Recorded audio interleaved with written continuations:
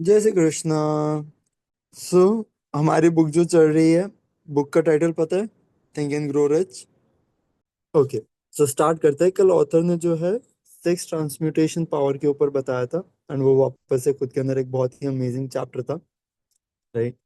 आज जो है ऑथर क्रिएटिव फैकल्टी जो होती है ब्रेन की, उसके बारे में बता रहे हैं कि कैसे क्रिएटिव फैकल्टी को यूज किया जा सकता है एंड खुद को हार्नेस किया जा सकता है।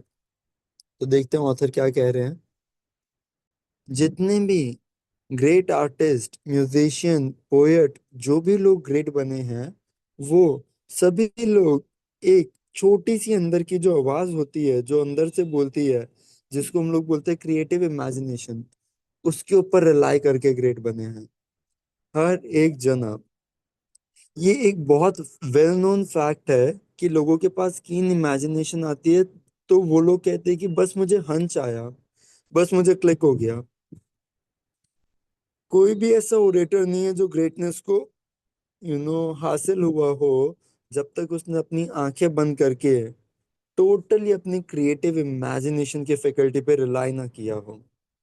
जब उससे पूछा जाता है कि आंखें क्यों बंद की, तो वो कहता है कि उसे करनी पड़ी, और उसने इसके लिए की ताकि वो उन आइडियाज के ऊपर बोल पाए जो अंदर से आते हैं, और ऐसे आइडियाज बहुत स्ट्रांग होते हैं। ये लोग पूछते हैं तो वो कहते हैं कि जब हमारी आंखें बंद होती है तब हम लोग एक सुपीरियर इंटेलिजेंस से पावर सोर्स कर पाते हैं। अमेरिका के एक बहुत बेस्ट नोन फाइनेंशियर हैं। उन्होंने आंखें बंद करके 2-3 मिनट सोचना और उसके बाद कोई भी डिसीजन लेना, ये हमेशा उन्होंने अपनी एक स्ट्रैटेजी रखी है, एंड वो बहुत सक्सेसफुल रहे। जो लेट डॉक्टर गेट्स हैं, चीफ जज मेरीलैंड के, उन्होंने 200 से ज्यादा यूजफुल पेटेंट बनाए, और ज्यादातर सिर्फ क्रिएटिव फैकल्टी के थ्रू। उनका मेथड बहुत सिग्निफिकेंट था और इंटरेस्टिंग था अगर किसी को भी जीनियस बनना हो तो। उसके अंदर डॉक्टर गेट एक बहुत ही ज्यादा लेकिन लेस पब्लिसाइज साइंटिस्ट है वर्ल्ड के। उनकी लेबोरेटरी के अंदर उनके पास एक पर्सनल कम्युनिकेशन रूम था। वो पूरा साउंड प्रूफ था, और ऐसा अरेंज किया गया था कि सारी बाहर की लाइट बंद हो जाए। उसके अंदर छोटी सी एक टेबल थी जिसके ऊपर वो एक राइटिंग पैड रखते थे।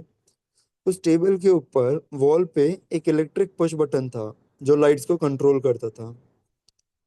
जब भी डॉक्टर गेट्स को डिजायर होती कि उनके अंदर जो फोर्सेस हैं वो क्रिएटिव इमेजिनेशन के टुवर्ड्स जाएं, तो वो अपने रूम के अंदर जाते और खुद को उस टेबल पे बिठा के लाइट्स बंद कर देते और कंसंट्रेट करते नॉन फैक्टर्स के ऊपर जिसके ऊपर वो काम कर रहे हैं, और उसी पोजीशन में रहते जब तक कि आइडियाज उनके दिमाग में फ्लैश ना होने लगे, और उन्हें कुछ एकदम अननोन चीजें पता चलती अपने इन्वेंशन के बारे में।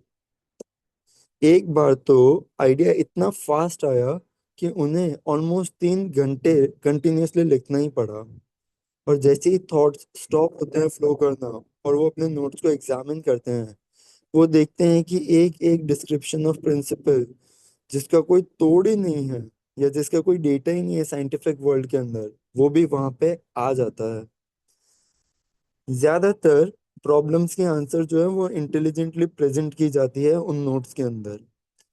इस मैनर में डॉक्टर गेट्स ने 200 पेटेंट करवाए, और ये चालू हुए थे हाफ बेक्ड ब्रेन से। सच में ये एविडेंस है यूनाइटेड स्टेट्स पेटेंट ऑफिस से। डॉक्टर गेट्स ने अपनी पूरी जिंदगी पैसे अर्न किए सिर्फ आइडियाज के ऊपर बैठ के, इंडिविजुअल्स और कॉरपोरेशंस के लिए। कुछ सबसे बड़ी कॉरपोरेशंस जो अमेरिका की हैं, उन्होंने तो उन्हें सब्सटैंशियल फीस दी बाई घंटों के हिसाब से कि आप बस आइडिया के लिए बैठो। जो रीजनिंग फैकल्टी है वो ज्यादातर गलत होती है, क्योंकि वो खुद के एक्सपीरियंस से आती है।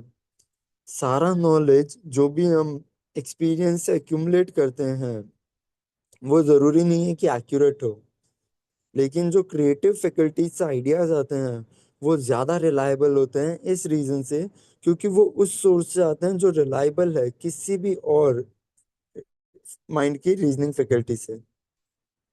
तो यहाँ पे एक साइंटिस्ट इन्वेंटर का एग्जाम्पल है जिन्होंने अपनी इन्वेंशन ऑर्गेनाइजिंग और आइडियाज को कंबाइन करके की, जितना भी उनके पास एक्सपीरियंस था। सिंथेटिक फैकल्टी, जो ऑथर ने पीछे एक इमेजिनेशन चैप्टर में बताया था, सिंथेटिक फैकल्टी, ये रीजनिंग फैकल्टी होती है हमारी, लॉजिकल ब्रेन। उन्होंने देखा कि उनका जितना भी नॉलेज है वो तो पूरा इनसफिशिएंट है, पूरा कंप्लीट ही नहीं है उनके इन्वेंशन के लिए। और इसके बाद वो ऐसे सोर्सेज ऑफ नॉलेज से उन्हें नॉलेज लेनी पड़ी, पावर लेनी पड़ी, जहाँ पे उनकी क्रिएटिव इमेजिनेशन यूज कर पाए। तो वो मेथड जो हर एक इंडिविजुअल के लिए शायद अलग अलग हो, लेकिन उस हर एक मेथड के दो चीजें होंगी। वो अपने माइंड को स्टिमुलेट करते हैं ताकि उनका माइंड जो है वो एक हायर वाइब्रेशन पे जाए, एवरेज से एक हायर वाइब्रेशन के ऊपर जाए, रहे। और कोई भी 10 माइंड स्टिमुलेंट जो होते हैं उनमें से कोई भी चीज लेके वो लोग ये चीज करते हैं, और फिर वो कंसंट्रेट करते हैं उन सारे नोन फैक्टर्स के ऊपर जो उनकी इन्वेंशन के ऊपर हैं, और उनके दिमाग के अंदर एक परफेक्ट पिक्चर बनाते हैं उन चीजों को लेके जो चीजें उन्हें पता नहीं है। वो अपने दिमाग में वो पिक्चर रखते हैं जब तक कि वो सबकॉन्शियस माइंड में नहीं चली जाती है, और फिर रिलैक्स करते हैं अपने माइंड को, और क्लियर करते हैं सारे थॉट्स, और आंसर के लिए वेट करते हैं, बस आंसर आ जाएगा। कभी कभी रिजल्ट्स बहुत जल्दी और बहुत ही ज्यादा एक्यूरेट होते हैं, और कभी कभी रिजल्ट्स नेगेटिव होते हैं। डिपेंड करता है कि आपकी सिक्स्थ सेंस या क्रिएटिव फैकल्टी कितनी ज्यादा डेवलप्ड है। मिस्टर एडिसन ने ट्राई किए 10,000 कॉम्बिनेशन सिंथेटिक फैकल्टी से, इससे पहले कि उनकी इमेजिनेशन अंदर की तरफ मुड़ी और उन्हें क्रिएटिव फैकल्टी से आंसर मिला जिससे कि लाइट बल्ब परफेक्ट हो पाया। उनका एक्सपीरियंस सिमिलर है जब उन्होंने टॉकिंग मशीन बनाई। इतना प्लेंटी ऑफ रिलायबल एविडेंस है कि क्रिएटिव इमेजिनेशन एग्जिस्ट करती है, और ये एविडेंस काफी है एक्यूरेट एनालिसिस करने के लिए उन लोगों के लिए जो लीडर बनना चाहते हैं अपनी रिस्पेक्टिव फील्ड के अंदर, बिना बहुत लंबी चौड़ी एजुकेशन के। लिंकन एक बहुत अच्छे एग्जाम्पल है एक अच्छे लीडर के, जिन्होंने ग्रेटनेस अचीव की किसके थ्रू, उनकी फैकल्टी और क्रिएटिव इमेजिनेशन के थ्रू। उन्होंने देखा और इस फैकल्टी को यूज करने लगे, जिसकी वजह से उनके अंदर जो स्टिमुलेशन ऑफ लव था, जो उन्होंने एक्सपीरियंस किया था एन एन से मिलने के बाद, जो कि एक बहुत हाईएस्ट सिग्निफिकेंस है, वो इसकी वजह से उनके ब्रेन को इतना स्टिमुलेशन मिला कि वो एक जीनियस की कैटेगरी में जा पाए। हिस्ट्री के पेजेस ऐसे रिकॉर्ड से फिल्ड हैं, ऐसे ग्रेट लीडर्स जिनकी अचीवमेंट्स शायद ट्रेस की जाए तो डायरेक्टली वुमेन से, या तो वुमेन से निकलती है, जिस जिस वुमेन ने उनकी क्रिएटिव फैकल्टीज को इन्फ्लुएंस किया, right, through the stimulation of sex Dzire. Napoleon इनमें से एक थे। जब वो अपनी पहली वाइफ जॉसफिन से इंस्पायर हुए तो वो इररेजिस्टिबल और इनविंसिबल थे। जब उनके बेटर रीजनिंग और रीजनिंग फैकल्टी ने उन्हें प्रॉम्प्ट किया कि जॉसफिन को वो साइड में कर दें, तब से ही उनकी हानि चालू हो गई। उनकी डिफीट और सेंट हेलेना, ये दोनों बहुत ज्यादा दूर नहीं थी। अगर अच्छा टेस्ट परमिट किया जाए तो हम लोग अच्छे से मेंशन कर सकते हैं इतने सारे लोग जो अमेरिकन लोगों को पता है, जो इसकी वजह से ग्रेट हाइट्स के ऊपर पहुंचे, क्योंकि नेपोलियन वो पहले इंसान नहीं थे जिन्होंने डिस्कवर किया था सेक्स इन्फ्लुएंस राइट सोर्स से ज्यादा पावरफुल है। और ह्यूमन माइंड हमेशा स्टिमुलेशन में रिस्पॉन्ड करता है। जितने भी सबसे बड़े सबसे पावरफुल स्टिमुलाइज हैं उसमें से सबसे बड़ा है सेक्स की अर्ज। जब इसको हार्नेस किया जाता है, मतलब इकट्ठा किया जाता है, अच्छे से चैनलाइज किया जाता है, तो यही ड्राइविंग फोर्स कैपेबल होती है इंसान को एक हाईएस्ट स्फीयर ऑफ थॉट के ऊपर ले जाने के लिए, जो कि इनेबल करता है उन्हें वो मास्टर कर सके अपनी जितनी भी वरी या फिर छोटी छोटी सी चीजें हैं लोअर प्लेन की, उन सब चीजों को मास्टर कर सकें। लेकिन सिर्फ जीनियस ही ये डिस्कवरी कर पाते हैं। बाकी लोगों ने सेक्स की अर्ज को एक्सेप्ट कर लिया है बिना ये डिस्कवर किए कि इसका एक बहुत बड़ा पोटेंशियल है। ये एक ऐसा फैक्ट है जो बहुत सारे लोगों को कंपेयर करके बहुत लिमिटेड जीनियस ही बना पाते हैं। और अपनी मेमोरी को रिफ्रेश करने के लिए, फैक्ट्स को कनेक्ट करने के लिए, कुछ लोगों की बायोग्राफीज आप यहाँ पे पढ़ोगे तो ऑथर यहाँ पे प्रेजेंट कर रहे हैं कुछ ऐसे लोगों के नाम जिन्होंने बहुत आउटस्टैंडिंग अचीवमेंट किया हो, जिन लोगों को पता हो कि वो बहुत ज्यादा हाईली सेक्स्ड नेचर हैं, जीनियस हैं। वो लोग जीनियस तो हैं ही, लेकिन उनकी जो सोर्स ऑफ पावर है वो ट्रांसम्यूटेड सेक्स एनर्जी है। George Washington, Napoleon Bonaparte, William Shakespeare, Abraham Lincoln, Ralph Waldo Emerson, बहुत बड़े म्यूजिशियन हैं ये। Robert Burns, Thomas Jefferson, Elbert Hubbard, Elbert Gary, Oscar Wilde, Woodrow Wilson, John Patterson, Andrew Jackson, Enrico Caruso. आपका खुद का knowledge in biographies का आपको enable कर देगा कि आप इस चीज को ऐड करें अपनी लिस्ट के अंदर। ढूंढो एक ऐसा आदमी पूरी सिविलाइजेशन की, पूरी सभ्यता की हिस्ट्री के अंदर जिसने आउटस्टैंडिंग सक्सेस अचीव की हो किसी भी ग्रेट वेंचर के अंदर, जो कि एक बहुत वेल डेवलप्ड सिक्स नेचर से प्रभावित नहीं हो। यहाँ पे मैं हमारा एक इंडियन रेफरेंस देना चाहूंगा, गांधी जी। जिन लोगों को जिन लोगों को पता होगा उन लोगों को पता होगा कि गांधी जी जो थे वो भी हाईली सेक्स सेक्स एनर्जी एक बहुत ही ज्यादा क्रिएटिव एनर्जी है सारे जीनियस की। आज से पहले कभी भी कोई भी बड़ा लीडर नहीं हुआ है, बिल्डर नहीं हुआ है, आर्टिस्ट नहीं हुआ है जिसके अंदर ये वाली पावर नहीं हो। हाँ, कोई भी इन लोगों को समझ नहीं पाएगा क्योंकि ये लोग बहुत ज्यादा हाईली जीनियस होते हैं। ऐसे लोग ही जीनियस को पाते हैं सिर्फ कब, जब उन्होंने अपने माइंड को स्टिमुलेट किया हो, ताकि माइंड सारी पावर, सारी फोर्सेस को अप्लाई कर सके कहाँ पे, क्रिएटिव इमेजिनेशन के अंदर। क्रिएटिव फैकल्टी ऑफ इमेजिनेशन को यूज करके वो ऐसे ऐसे आइडियाज ड्रॉ कर सके जो उसको बहुत आगे लेके जाएंगे। इन सारे स्टिमुलाई से अगर आप देखोगे, जितनी भी वाइब्रेशंस प्रोड्यूस होती है वो सारी सेक्स एनर्जी है। सिर्फ इस एनर्जी को प्रोड्यूस करना ही जीनियस नहीं बनाता है, इस एनर्जी को ट्रांसम्यूट करना होता है फिजिकल कांटेक्ट से किसी और फॉर्म ऑफ डिजायर और एक्शन के अंदर, इससे पहले कि आपको जीनियस बनाए। जीनियस बनने से भी पहले, क्योंकि सिर्फ आपके अंदर ये बहुत बड़ी डिजायर है, ज्यादातर लोग तो खुद को इसके अंदर गिरा लेते हैं, इसको गलत समझ के या मिसयूज करके। देखो, जीनियस बनने से भी पहले सिर्फ उनके अंदर क्योंकि सेक्स डिजायर है, ज्यादातर लोग खुद को इसके अंदर गिरा लेते हैं, इसको गलत समझ के या इस फोर्स को मिसयूज करके, और जानवरों की तरह बन जाते हैं। क्यों इंसान सक्सीड करता है 40 से पहले? ऑथर ने डिस्कवर किया 25,000 लोगों को एनालाइज करके कि जो लोग सक्सीड करते हैं एक बहुत अमेजिंग वे में, वो बिफोर द एज ऑफ 40 कर लेते हैं, और फिर वो कभी भी अपने रियल पेस पे नहीं आ पाते हैं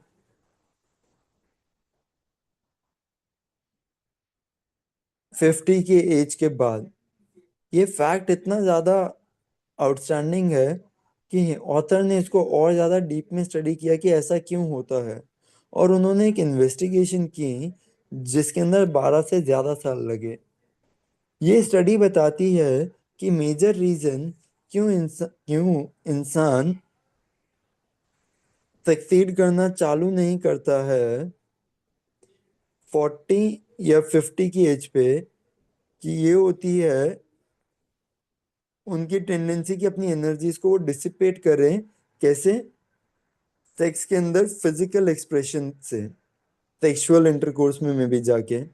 ज्यादातर लोग कभी ये नहीं सीखते हैं कि जो सेक्स की अर्ज है उसकी पॉसिबिलिटीज है जो बहुत ज्यादा बड़ी हैं इम्पोर्टेंस के अंदर उसके फिजिकल एक्सप्रेशन से।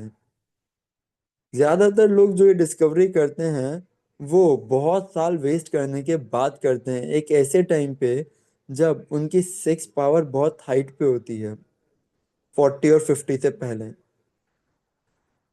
और इसके बाद उनकी नोटवर्दी अचीवमेंट आती है। जितने भी लोग, और कभी कभी 40 के बाद भी रिफ्लेक्ट करते हैं कि वो अपनी एनर्जीज को डिसिपेट करें, वो लोग तो और बेटर चैनल्स के अंदर इसको प्रॉफिटेबली ट्रांसफर कर सकते हैं। उनका फाइन और ज्यादा पावरफुल इमोशन जो अंदर ही अंदर गया है वो सब जगह फैलेगा। इसी हैबिट से इंसान इंसान के लिए कहावत बनी है कि जैसी करनी वैसी भरनी। जो भी चीजें उसने की है after 40 he will be doing more of that thing more intensely. Sexual expression की डिजायर जो होती है ये सबसे स्ट्रांग होती है और सबसे ज्यादा इम्पेलिंग होती है, मतलब क्रेजी होती है ह्यूमन इमोशंस के लिए। और इसी रीजन से यही डिजायर जब अच्छे से हार्नेस की जाए और एक्शन के अंदर बदली जाए तो फिजिकल एक्सप्रेशन जो इससे निकलता है वो एक जीनियस का हो सकता है। अमेरिका के एक बहुत बड़े बिजनेसमैन ने फ्रैंकली एडमिट किया है कि उनकी अट्रैक्टिव सेक्रेटरी जो है वो रिस्पॉन्सिबल थी ज्यादातर प्लान्स के लिए जो उन्होंने क्रिएट किए। उन्होंने अपलिफ्ट किया कि उसकी प्रेजेंस जो है वो उनकी क्रिएटिव इमेजिनेशंस को हाइट पे ले जाती थी, जिससे कि वो ऐसा एक्सपीरियंस करते थे जैसा और कुछ भी उन्हें नहीं एक्सपीरियंस होता था। एक सबसे अमेरिका के सक्सेसफुल इंसान ने अपनी ज्यादातर सक्सेस का रीजन बताया है एक बहुत ही सुंदर यंग वुमेन को जो उनकी इंस्पिरेशन का सोर्स थी 12 साल तक।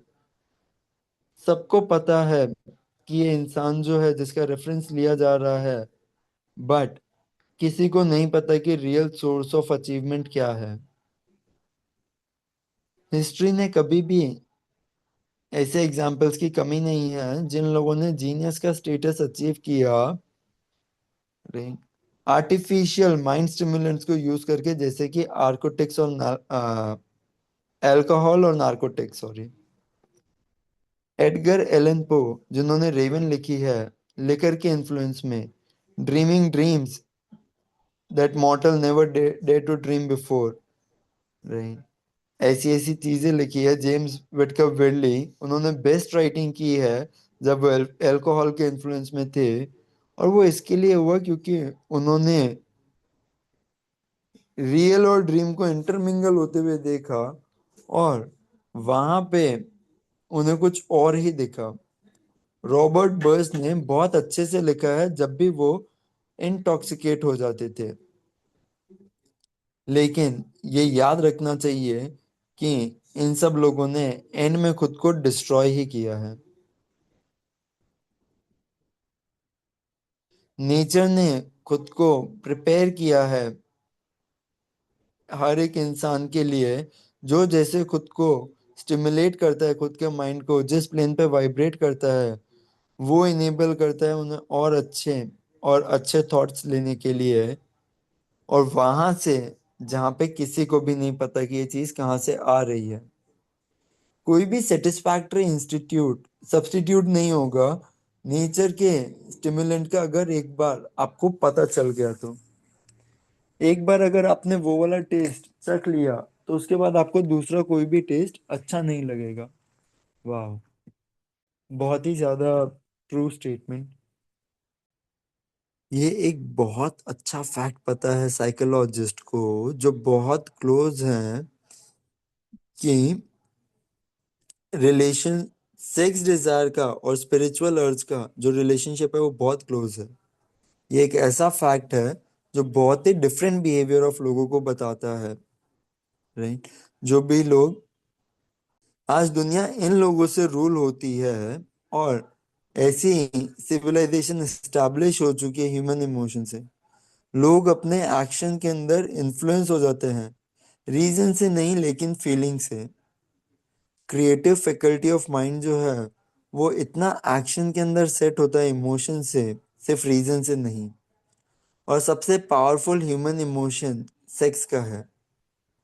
अदर माइंड स्टिमुलेंट भी हैं जो लिस्ट किए गए हैं, लेकिन उनमें से कोई भी और सारे मिला के भी कभी भी सेक्स की जो पावर है उसके इक्वल में नहीं हो सकते हैं।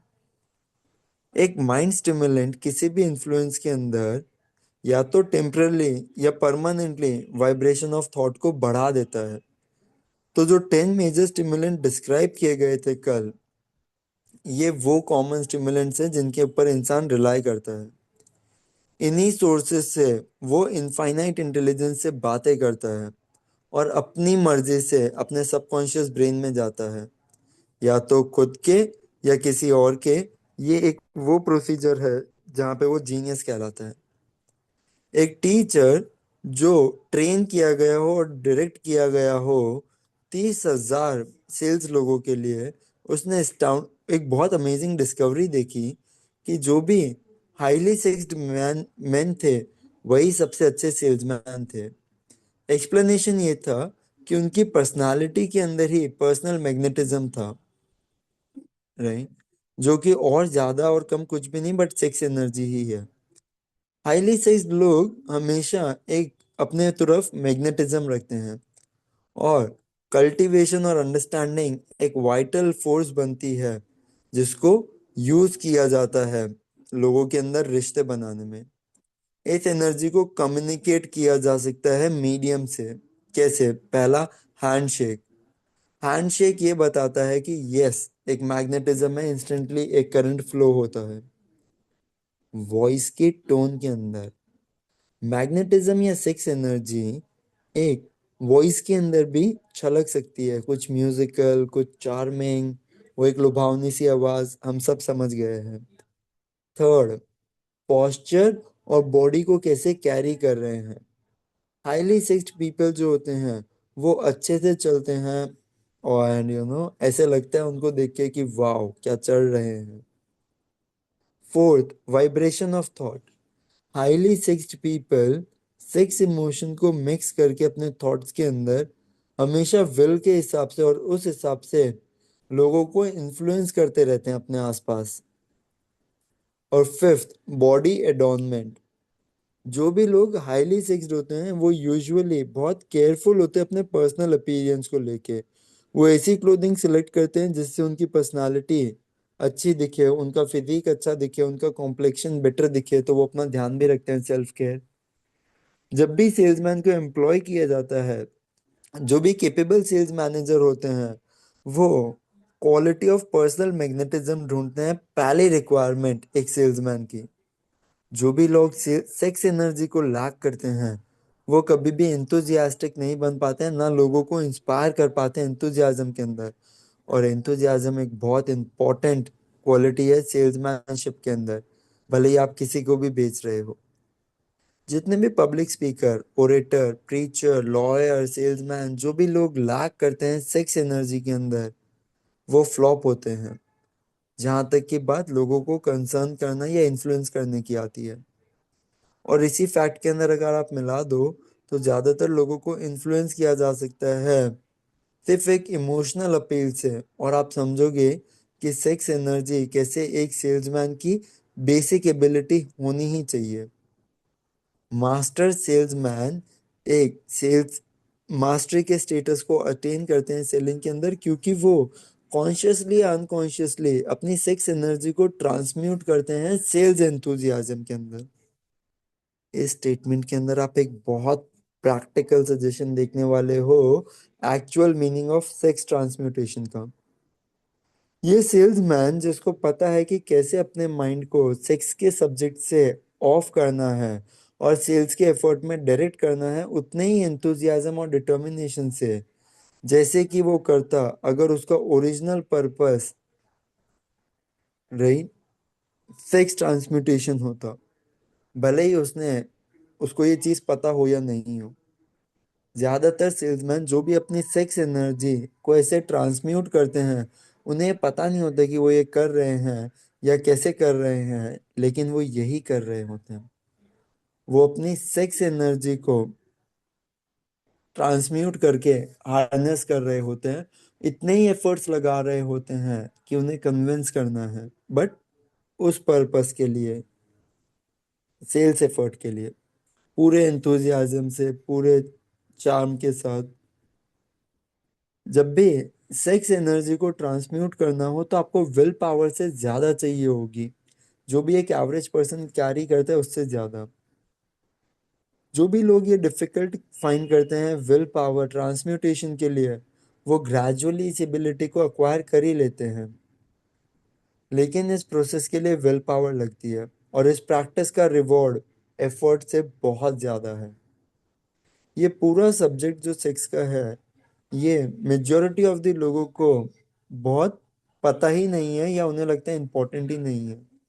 लेकिन सेक्स की अर्ज को हम लोगों ने बहुत ज़्यादा मिसअंडरस्टैंड किया है, बहुत ज़्यादा स्लैंडर किया है, और इसको हम लोगों ने गलत तरीके से देखा, इवल माइंड से। और यहाँ तक देखा है कि सेक्स को तो पोलाइट अच्छी सोसाइटी के अंदर यूज भी नहीं करना चाहिए। जो भी इंसान, मैन और वुमेन, ब्लेस्ड होते हैं, राइट, वो हाईली सेक्सुअल नेचर के होते हैं। उनके ऊपर देखा जाता है, वो ऐसे लोग होते हैं जिनके ऊपर देखा जाता है।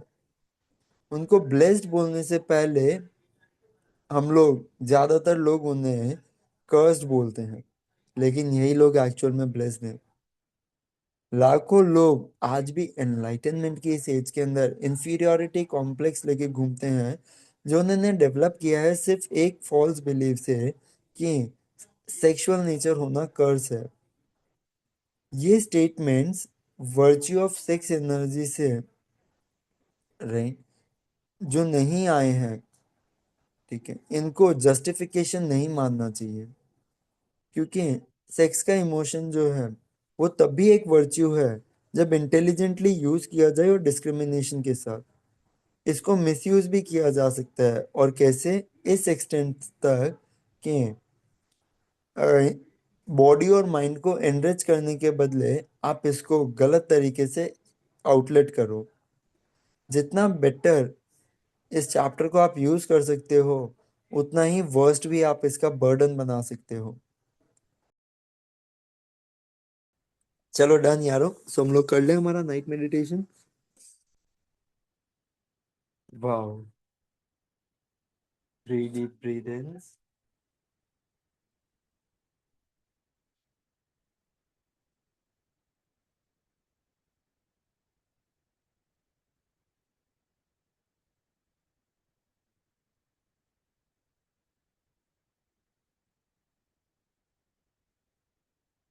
I am rich.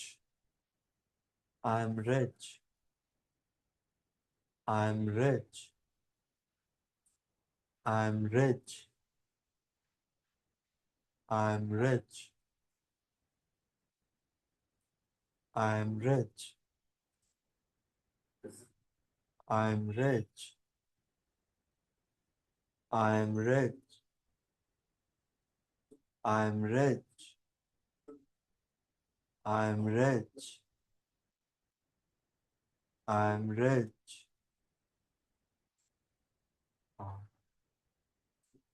विजुअलाइज करना है खुद को वो वैल्यू प्रोवाइड करते हुए।